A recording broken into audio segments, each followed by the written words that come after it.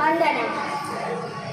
ഈ അടുത്ത കാലത്തായി തെരുവ് പട്ടികടാക്കം മൂലം വാഹനങ്ങൾ അപകടത്തിൽപ്പെടുകയും പതുക്കെ പറ്റുകയും അക്കാരണത്താൽ മരിച്ചുപോവുകയും ചെയ്യുന്ന മനുഷ്യ ജീവിതത്തിന്റെ കഥ. അങ്ങനെ ഒരു കൊച്ചു കഥയാണ് ഞാനിവിടെ മോണോ ആർട്ട് രൂപത്തിൽ അവതരിപ്പിക്കാൻ വന്നത്.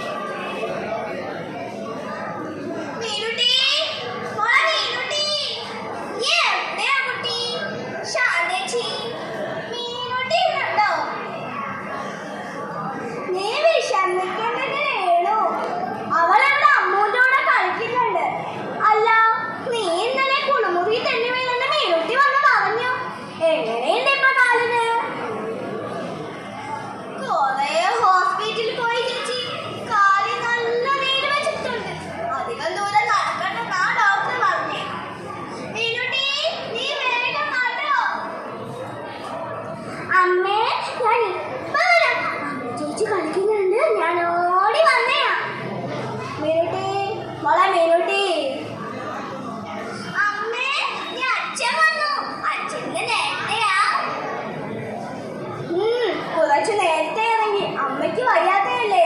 നീ നമ്മെ സഹായിച്ചോ മീനുട്ടി? പാത്രം കഴുകി വരുമോ ചെയ്തു. ഞാൻ വലുതാകുമ്പോ ഡോക്ടറായി എല്ലാരെയും സഹായിക്കും. അച്ഛന്റെ പൊന്നെ മോൾ തന്നെ. മോളെ നാളെ സ്കൂളിൽ വിടുന്ന കാര്യം ഓർത്തിട്ട് എനിക്ക് പേടിയാവും. ഈ അടുത്ത കാലത്തായി തെരുവ് നായ്ക്കൾ ആക്രമണം കൂടുകയല്ലേ. ഞാൻ എങ്ങനെ ഈ വയ്യാത്ത കാലോട്ട് മോളെ കൊണ്ടുവിടും? നീ പേടിക്കണ്ടോ? അമ്മുക്കുട്ടിയില്ലേ ഇവിടെ കൂടെ? അമ്മ അവളെ നോക്കിക്കോളും. നീ പേടിക്കണ്ട. അമ്മേ, നീ അമ്മു ചേച്ചി വന്നു. ഞങ്ങള് വൈകുന്നേരം വരാമേ. ശരി മകളെ. മോളെ അമ്മു, ശ്രദ്ധിച്ചു മോളെ. അമ്മു ചേച്ചി ദൂരെ പട്ടികളെ കൊല കേൾക്കുന്നു. അമ്മു ചേച്ചി, എനിക്ക് പേടിയാണ്. അമ്മു ചേച്ചി, നീ പേടിക്കണ്ട മീനുട്ടി. അമ്മുക്കുട്ടിയില്ലേ കൂട്ടിന്? ഏതെങ്കിലും പട്ടികൾ നമ്മുടെ നേർക്ക് ഓടി വരുവാണെങ്കിൽ നമുക്ക് ഏതെങ്കിലും വീട്ടിൽ പോയി കളിക്കാം. ശരിയാ മോളെ.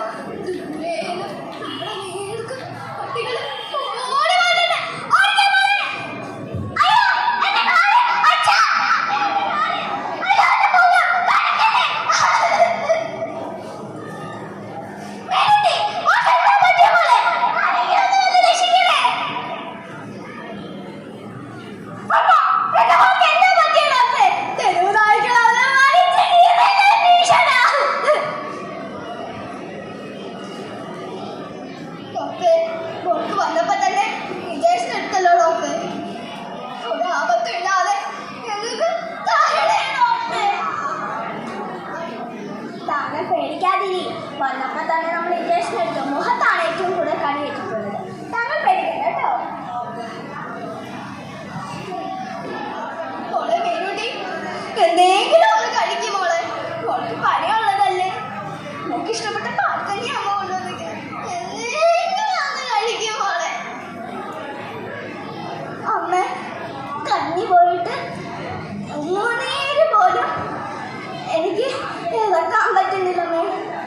എനിക്ക് ദാഹിക്കുന്നമ്മേ. വെള്ളം കാണുമ്പോ എനിക്ക് പേടിയാകുന്നമ്മേ. ഞാൻ മരിച്ചു പോവമ്മേ.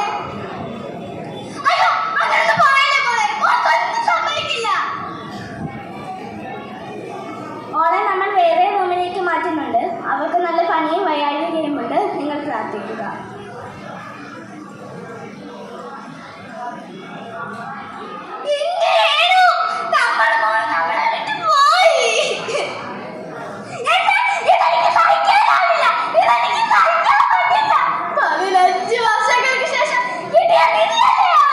എന്തൊക്കെ സ്വപ്നങ്ങളായാലും അതെല്ലാം താക്കത്തില്ലേ മോളേട്ടാ? ഈ ചേച്ചി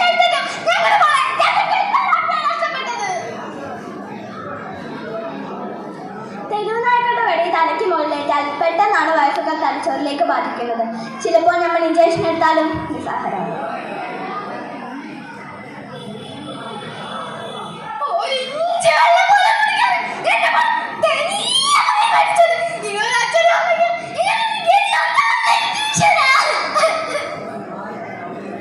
അതെ, സഞ്ചാര സ്വാതന്ത്ര്യം ഇന്ത്യൻ ഭരണഘടന ഒരു പൗരന് നൽകുന്ന മൗലിക അവകാശങ്ങളിൽ ഒന്നാണ്.